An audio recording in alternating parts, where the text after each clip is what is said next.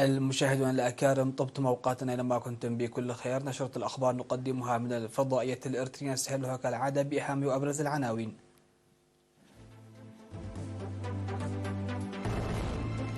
الاتحاد الوطني للسباحة والميداف ينظم مسابقة وطنية في مصوع. وزارة الزراعة تنظم دورة تدريبية حول تعزيز وتطوير قدرات المختبر الإقليمي لصحة الحيوان والمحاصيل. إقامة ندوة صحية حول مكافحة الأمراض التناسلية في مديرية شامبيكو. قصف على مخيم يوقع عشرات القتلى، والجيش الإسرائيلي يخوض معارك في غزة. اعتقال وإعادة رئيس المجلس العسكري السابق في غينيا إلى السجن بعد تهريبه. وألبانيزيا تعهد بالعمل بشكل بناء مع الصين.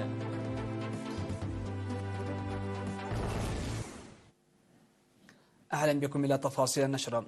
أقام الاتحاد الوطني الإرتري للسباحة والمجداف مسابقة وطنية للجنسين يومي 4 و5 من نوفمبر في مدينة مصوع. وقسمت المسابقة التي أقيمت بالقرب من فندقي الدهلك والبحر الأحمر إلى فئات عمرية مختلفة. وقال الأمين العام للاتحاد الوطني للسباحة والمجداف في إرتريا السيد عبد الواسع إبراهيم إن مختلف الأنشطة الوطنية والإقليمية أقيمت في السنوات ال5 الماضية، موضحا أن دورة هذا العام كانت فريدة من حيث المشاركة والتنظيم. وفي الختام تم توزيع الجوائز على الفائزين من الأفراد والفرق. كما أكدت الشابة هيرميلا نوغوسي من جديد أسرع وقت سابق لها لتمثيل إرتريا في بطولة السباحة الإقليمية التي تضم 11 دولة، والتي ستقام في رواندا في الفترة من 23 إلى 26 من نوفمبر 2023 وفقا لوكالة الأنباء الإرترية إيرينا. أجرى المختبر الوطني لصحة الحيوان والمحاصيل بوزارة الزراعة تدريبا على تنمية القدرات لأعضاء المختبر الإقليمي من جميع المناطق في الفترة من 18 إلى 31 من أكتوبر. وتضمن التدريب العملي والنظري تشخيص الأمراض والآفات الحيوانية واختبار جودة البذور وتشخيص الآفات النباتية وإدارة جودة المختبرات والحفاظ على الممتلكات وسلامة وأمن المختبرات وغيرها من المواضيع. ويجري تطوير خدمة المختبرات الإقليمية إلى جانب التوسع في العيادات البيطرية، ولكن ونتيجة للخطوة المتخذة في عام 2020 تم إنشاء مختبرات صحة الحيوان والمحاصيل في 5 أقاليم. وقال السيد منير وهاب منسق التدريب إن التدريب يهدف إلى تعزيز الخدمة من خلال تعزيز مهارات الأعضاء. وفي الحفل الختامي شكر وزير الزراعة السيد أرفعين برهيم منظمي التدريب وحثهم على السعي لتحسين الخدمات المخبرية المقدمة في كل منطقة، مؤكدا مساهمة الوزارة في مجال تطور القدرات البشرية والآليات.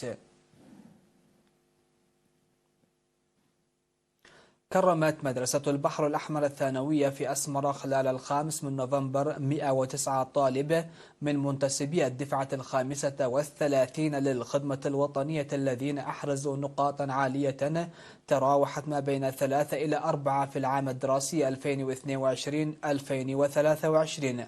وأوضح مدير المدرسة الأستاذ إيوب محاري بأن 20 من الطلاب المكرمين أحرزوا 4 نقاط كاملة. وأشار إلى أن الجهود المنسقة التي تجريها المدرسة مع شركاء العمل ساهمت في تزايد أعداد الطلاب المميزين من حين لآخر، ذاكرا في الوقت ذاته أن العام 2014 شهد نجاح 39% من إجمالي المشاركين في امتحان الشهادة السنوية الوطنية، إلا أنه ارتفع العدد هذا العام إلى 78.5%، حثا المكرمين للقيام بالسعي الحثيث من أجل بلوغ الهدف المنشود في التعليم العالي وعدم التراخي بالنتائج المحققة.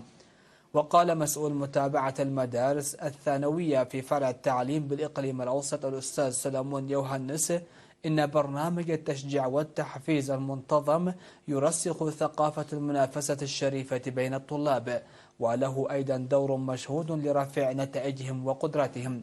كما تم تكريم 20 طالبا من طلاب الصفين 9 و10 الذين أحرزوا نقاطا عالية خلال العام الدراسي 2022-2023.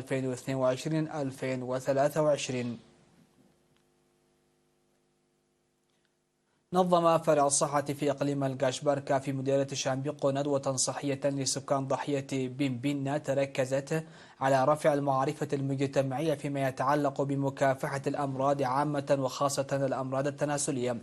وذكر مسؤول وحدة التعبئة والمعلومات في الفرع السيد سلطان حقوس أهمية معرفة المجتمع وخاصة الأسر للأمراض التناسلية وأضرارها، مشيرا إلى فهم جيد للاحتياطات المساهمة في الحد من الأضرار. وأشار إلى أن حملات التوعية المنتظمة ساهمت في انخفاض الأيدز والأمراض التناسلية الأخرى، إلا أن العمل لا زال يجري بوتيرة متسارعة تحسبا من الأضرار الناجمة نتيجة عن التراخي. وأوضح مسؤول الصحة في المديرية الممرض دخل الزوانجيل أن أعمال التوخي والحذر المجتمعية لمكافحة الأمراض يمكن أن تترسخ كثقافة عامة، ولها فوائد جمة للتقليل من الضغوطات التي تعاني منها المؤسسات الصحية، داعيا إلى إدخال فحوصات توعية في هذا الشأن. في الختام حث مدير المديرية السيد كحسي أسرات المجتمع الصحي لتنظيم ندوات صحية مماثلة، خاصة الموجهة على الشباب مدركين معوقات العادات والتقاليد الأهلية.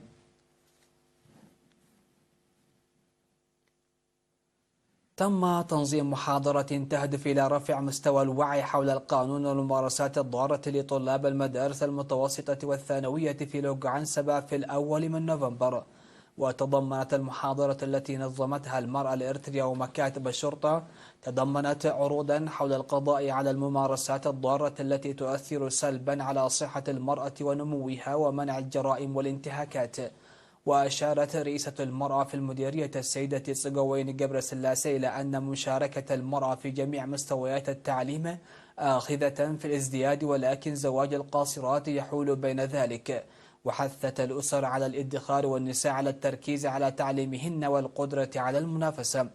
وحث ضابط مكافحة الجرائم بمركز شرطة مديرية لوقعنسبة العريف يحيى عمر الطلاب، وبعد تقديم شرح يركز على منع الجرائم الأسرية ودور المجتمع، حث على الجدية والالتزام بقيم مجتمعهم لأن الجهل بالقانون لا يعفيهم من المساءلة القانونية.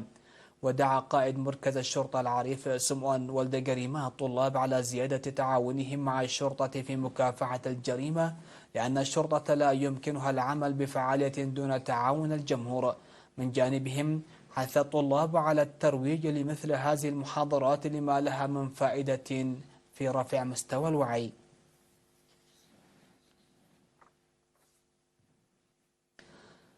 نشرتنا لا زالت مستمرة من الفضائية، لكن بعد الفاصل.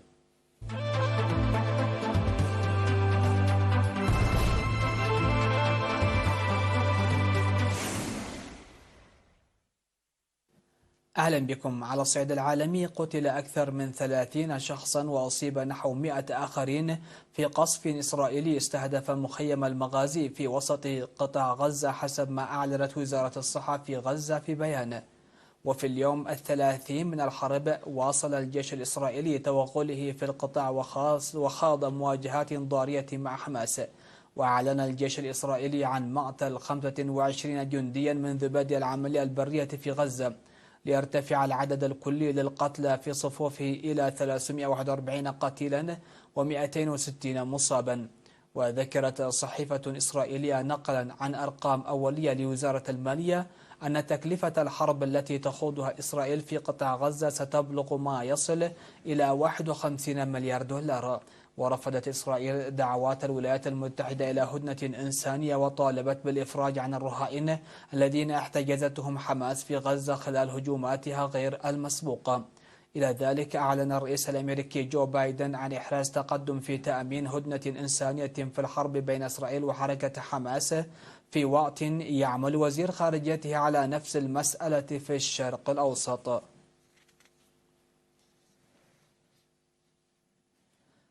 أوقف رئيس المجلس الإقليمي السابق موسى داديس كامارا مجددا، وتمت إعادته إلى السجن بعد ما أخرجته مجموعة مسلحة بحسب الجيش ومحاميه. هذا وقال مدير الإعلام في الجيش الإقليمي إنسو ماتوماني كامارا لوكالة الأنباء الفرنسية: عثر على الكابتن موسى داديس كامارا بخير وأعيد إلى السجن من دون أن يوضح ملابسات اعتقاله. وقال محامي رئيس المجلس العسكري السابق في غينيا موسى داديس كامارا إن موكله قد عاد إلى السجن، مؤكدا أن كامارا لم يشارك طوعا في عملية تهريبه، هذا وكانت قد هربت مجموعة مدججة بالسلاح الزعيم الغيني السابق موسى كامارا من السجن في عملية عرفت إطلاقا مكثفا للنار وسط العاصمة الغينية كوناكري وفق محامين ومصدر قضائي. وبحسب المصادر ذاتها فقد أخرج من السجن 2 على الأقل من المسؤولين السابقين الذين يحاكمون حاليا مع الكابتن كامارا، وذلك باتهامات تتعلق بمجزرة ارتكبت في العام 2009 أثناء رئاسته لغينيا.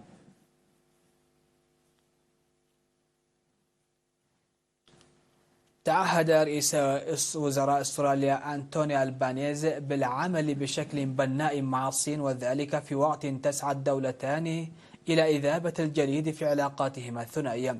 وقال ألبانيزي في افتتاح معرض الصين الدولي للواردات في شنغهاي إن المشاركة الاقتصادية البناءة بين الدول تساعد في بناء العلاقات.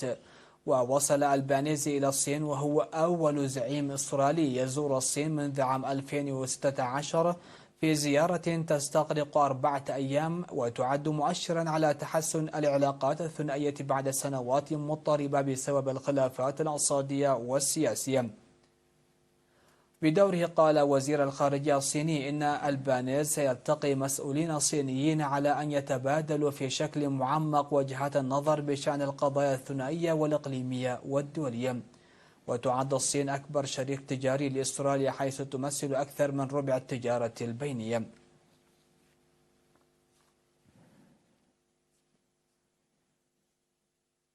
الخبر الأخير في هذه النشرة: أعلنت روسيا أنها اختبرت بنجاح صاروخا باليستيا عابرا للقارات قادرا على حمل رؤوس نووي تم إطلاقه من غواصة نووية من الجيل الرابع.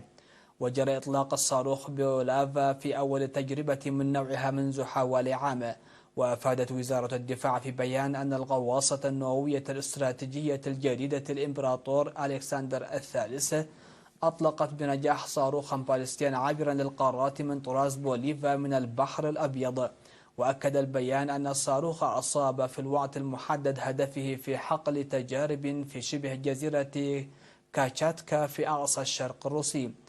وتحمل الغواصة الإمبراطور ألكسندر الثالث 16 صاروخا من طراز بوليفا بحسب الجيش الروسي.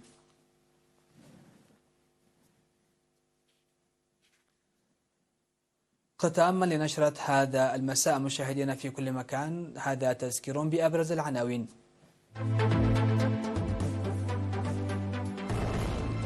الاتحاد الوطني للسباحة والمجدات ينظم مسابقة وطنية في مصوع. وزارة الزراعة تنظم دورة تدريبية حول تعزيز وتطوير قدرات المختبر الإقليمي لصحة الحيوان والمحاصيل. إقامة ندوة صحية حول مكافحة الأمراض التناسلية في مدينة شامبيكو.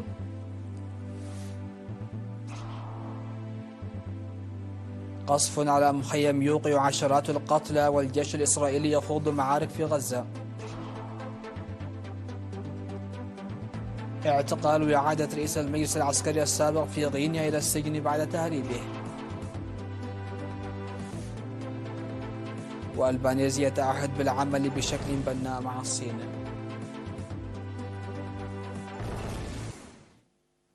سادتي سيداتي، هكذا نكون قد وصلنا وإياكم إلى نهاية نشرة هذا المساء. هذه تحيات الفريق العامل ودمتم في أمان الله.